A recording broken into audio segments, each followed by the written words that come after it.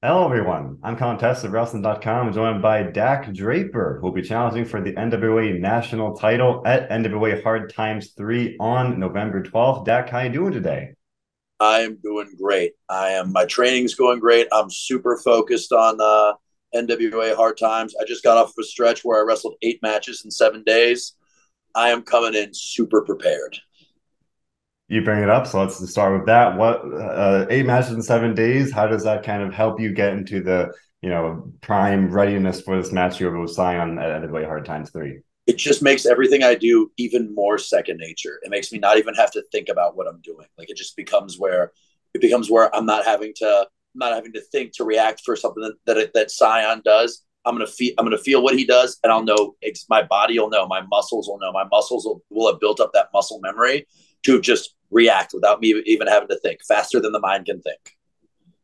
We were talking before we went on the air, and when we last spoke, it was right around Ring of Honor Final Battle. It's probably last November, December or so. Obviously, a lot has changed now. You're the NWA. What would you say are some of the biggest differences between a place like Ring of Honor and then the NWA? I mean, I think there's plenty of similarities, but also plenty of differences as well. I think one of the big differences would be it's just a different kind of roster. It's a roster that I'd say was probably a little more similar to my style of wrestling. A little more. I feel like in Ring of Honor, I was one of the bigger guys on the roster. I think like Brody King and I were probably two of the biggest. In NWA, there are a ton of big guys there. Just look at the number one contender tournament finals match that I was in.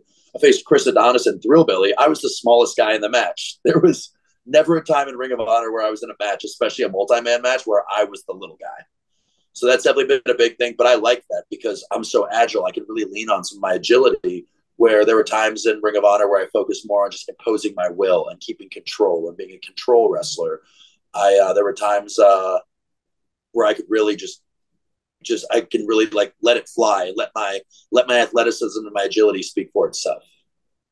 Yeah, just to follow along with that. Yeah, one, I think we last spoke, you were kind of targeting the Ring of Honor Pure Championship, a very different wrestling style. And you just mentioned now you're in the NWA and it's more like you said, people that are more, maybe more your size.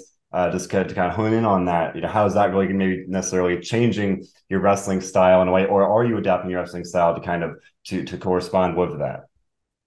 I feel like I'm always kind of adapting my wrestling style, but there are things that I picked up when I was in the pure division that I've carried with me. Like you'd see in especially my semifinal match against Brian Myers, where he hauls off and hits me, and then all of a sudden I go from pro wrestler Dak to I get him down on the mat and I'm gut wrenching him around and I'm putting him in a front face lock and I'm gator rolling him around, and it's I go back to that catch as catch can, that the catch as catch can of my amateur roots there, where I always have that in my back pocket. But I feel like just my experience in the pure division of really having to rely on that style has made it so that I can just flip that switch and really go to where my bread and butter is. Because when it comes down to it, like I feel like I am a great professional wrestler, but I stepped on the mats. I laced up my amateur wrestling shoes when I was 5 years old, and so I've been doing that since before I can remember. And so when it comes down to it, when it comes to what I need, I'm going to try and put a guy on the mat and control him if I have to. And being in the pure division really helped me to really hone those skills and really help me to seamlessly transition into when I need to get into that mode. You bring up the Brian Myers match, and I don't want to, let that slip. I mean, Brian Myers, he beat a guy that's, he's an Impact right now. He's a guy that's been in WWE, a guy that's wrestled all over the world. A lot of name value there. And so, what does beating a guy like Brian Myers on your journey to NWA Hard Times 3 mean to you? Given, as I said, the guy that has the level of experience that he does. Well, it's one of those things where it won't mean anything unless I complete the job and I win the title against Cyon. As long as I walk away with that national title, then it'll all be worth it. But it gives me great momentum going in. A win is a win, and beating Jack Stane, the former national champion, in the first round, and then upsetting Brian Myers in the second round, who's the guy that when I worked for other wrestling companies, I've always looked up to Brian Myers. And there are times I'm working for other wrestling companies where I perceived him as being all the way up here. So just being able to rise to that level and surpass that level is something that gives me so much momentum and so much confidence going into the title match. And then facing off against Thrillbilly and Chris Adonis, it is. it's one of those things. Chris Adonis is a guy that I watched on TV when I was a teenager. Like I thought Chris Adonis was the man when I was a teenager. Like there were times where I was lifting weights at the gym when I was 16 years old, and like his physique was in my mind. So being able to get in there and just to face off with him in the ring, it's like this feeling that you like. I can't even describe the feeling. And then of course it all goes away the first time we touch in the ring. But it's one of those things that just being able to get into these matches and then be successful in these matches has my confidence at an all-time high. And Dak Draper with high confidence is the guy that you probably don't want to be across the ring from. Absolutely. I definitely wouldn't. But I will talk more about NWA Hard Times 3 in a minute. Just to take a step back, you were with Ring of Honor, a place that definitely has, a lot of great history, a lot of value in that name. The NWA, a place like a company that's been around for decades, so much lineage, so much history there. Wasn't mean you to be working with NWA on the roster, given that lineage, that history, that prestige of the NWA, those three letters. Oh, it feels great. Those three letters, you could tell when you tell a wrestling fan, you're like, oh yeah, I've been working with the NWA. Their ears perk up a little bit. That feels really good. Just that prestige. And it's not a name that you have to explain to wrestling fans, or at least wrestling fans that know what they're talking about. And so it's a really good feeling. But it's one of those things also that it's just another part of my story, because I call myself the living tall tale, because my story and my wrestling career, they're playing out like a tall tale. And there are great parts, and then there are not so great parts. And but the big thing is coming out of those not great parts, those peaks and those valleys. And I feel like there was a valley with the end of Ring of Honor. And now that I'm with NWA, I feel like I'm pulling myself back up on the peak. And I'm so excited for myself. And I'm also excited for NWA that they get to be a part of this great story that's being told, that is the story of Dak Draper's success. We're going to see another one of those peaks at NWA Hard Times. So you're going to be challenging Cyon for the national title. You're talking about your road to that match by beating Brian Myers, by beating Adonis and Thrillbilly. Now you're going to be facing Cyon. Cyon has been an impressive champion so far. For you, this is definitely a big title match on the pay-per-view. What's your kind of mindset heading into it? As you were saying a minute ago, kind of the wins you've gotten to this point maybe don't mean as much if you don't complete the job, but like heading into the match here, where's your mind approaching it? My mind approaching it is so fitting that Hard Times is the name of this pay-per-view, because it's made. Let's be candid. Ring of Honor, releasing everyone from their contracts the way that they did, that put hard times on a lot of people, and it put hard times on me. And I started to think, well, hard times won't last. And then other stuff happens. I break my wrist. Oh, it's more hard times. You know what? Hard times won't last. More trouble gets thrown my way. I keep thinking hard times won't last. And I've started to realize that hard times last as long as you let them. And so it's really fitting for me to have this big opportunity at Hard Times 3 to face Cyon, to show that I'm not going to let the hard times for Dak Draper last any longer. So this is about me taking control of my career and taking control of my life, and finally taking myself back up to that peak where I want to be. What do you say those are some of your biggest takeaways from the end of Ring of Honor? As you said, of course, a very, very difficult time for everyone involved. And now here you are a number of months later, you're going to be on this pay-per-view. So it's, like you said, peaks and valleys, but you've come out of it here. Hard times, as you said, it lasts as long as you let them, and you've earned your way here to this title match. But maybe what are some other kind of takeaways, or ways you maybe have grown since that time, or things maybe you took out of that experience, however you want to take that. But just, it was definitely, I would imagine, a pretty pretty significant shift in your life and career. I think the big thing I learned was to not have any regrets for my career-wise and the time I spent in a company, and to control everything that I can possibly control about my career. And so for myself, like I can't force someone to sign me to a match that I want to be in. I need to make sure that I'm in the best possible shape, that I'm ready to perform the best possible way that I can, which I feel like I did at the when I came to Nashville for the NWA National Title #1 Contender Tournament, where I took control of everything that I could in order to be as successful as I possibly could.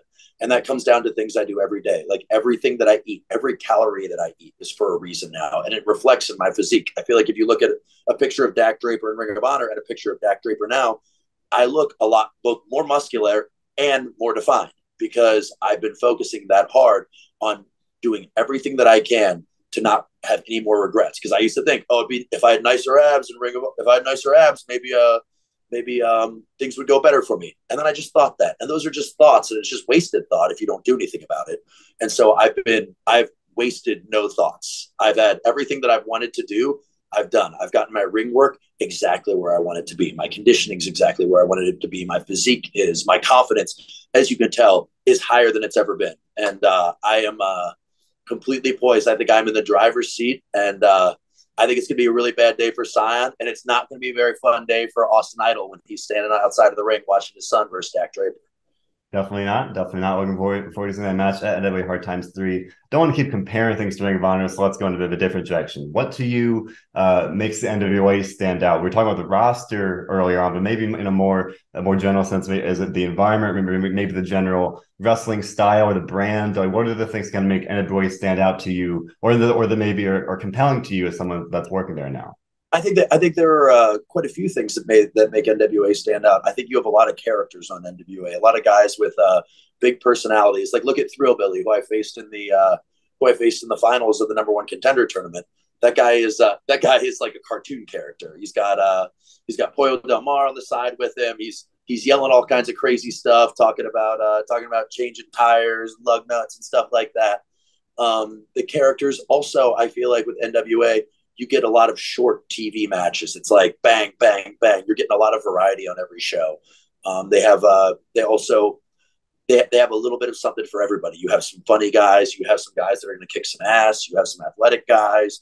You have something for everybody on the show.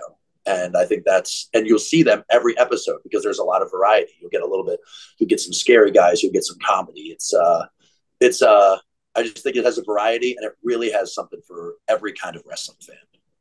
Wrestling fans have been seeing you as part of that lineup here on NWA Power and NWUSA, and we're going to be seeing you at NWA Hard Times 3. Again, looking forward to that on November 12th. Before we wrap up here, now that you're in NWA, maybe beyond this title match at the pay-per-view, what are some of your goals in NWA? Who do you we were talking about the roster earlier. Who are some of the people on top of your list? What are maybe some of your objectives here in the NWA moving forward? Well, I would like to, if I have a list of people that I'd like to face in NWA, just thinking off the top of my head, since I never get to wrestle guys that are bigger than me, or rarely do, the #1 guy that I would want to wrestle in NWA would be Mike Knox. Also, Trevor Murdoch. Of course, that goes without saying, because everybody in any company should always have one eye firmly affixed on the World Heavyweight Championship. And so, of course, that's a goal of mine. But my main goal right now is to win the national championship, and then to make the national championship as prestigious of a title as I can in NWA. Because if you're going to have the title, you might as well carry it well. And so I plan on my first goal at hand is to win the national title. And then from there, it's to make the national title one of the most important titles in the NWA. And then after that, of course, is to go beyond, is to reach upward and to climb until you're at the top of the company. So that's my ultimate goal, is to, of course, be at the top of the company. And I understand that there are building blocks to do that. And so right now, I'm almost to the top of that first step.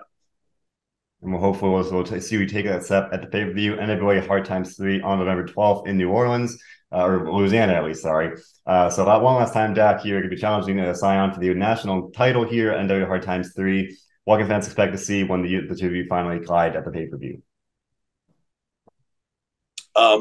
They can expect to see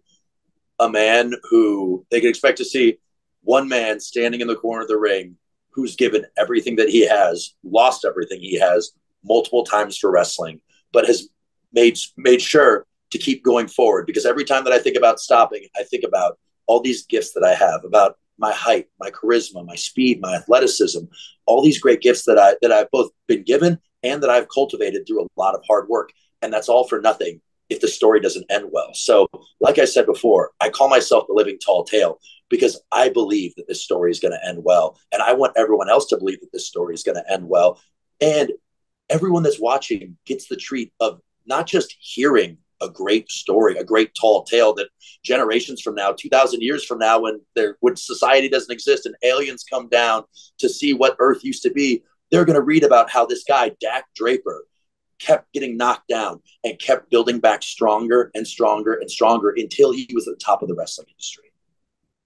Very much looking forward to seeing that happen here, hopefully at NWA Hard Times 3. Dak, you want to plug your socials or anything before we get out of here? All my socials are at Mile High Magnum, all one word. So follow me on Twitter, follow me on Instagram at Mile High Magnum. Be sure to comment on all those YouTube videos of NWA, all the NWA posts. Let them know that you're watching to see Dak Draper. Show them that you're here to watch this living tall tale unfold. One more thing that I just thought of because when we were last talking, we were talking about the Magnum Minute. If you remember, you used to have that series of YouTube Yeah. videos, and I think you had mentioned that it was something you were kind of maybe thinking about doing more of here. And I was curious if you've have any update on that, or is it something you might be able to do something similar here moving forward, or not? Well, I've been so busy with so I just moved, and I've been so busy with a lot of my shows. Like I said, 8 matches in 7 days. But the Magnum Minute is coming back soon. It's going to come back weekly. One minute Magnum Minute video a week. It'll be coming back to my YouTube channel. So be sure to keep your eyes peeled at Mile High Magnum, at my Twitter, at my Instagram. And I'll be making an announcement about the return of the Magnum Minute very soon. We'll have Cat Draper on there, Dog Draper, all of Dak Draper's best friends. So be sure to keep your eyes peeled to my social for the Magnum Minute, the return of the Magnum Minute. There you have it, folks. A little bit of a scoop there. The Magnum Minute's coming back, and we're going to be seeing the Mile High Magnum or the tall tale of professional wrestling. Dak Draper here at NWA Hard Times 3, challenging Cyon. Dak, I wish you the very, very best, and I thank you for your time today. Hey, thank you very much. Have a good one. You too.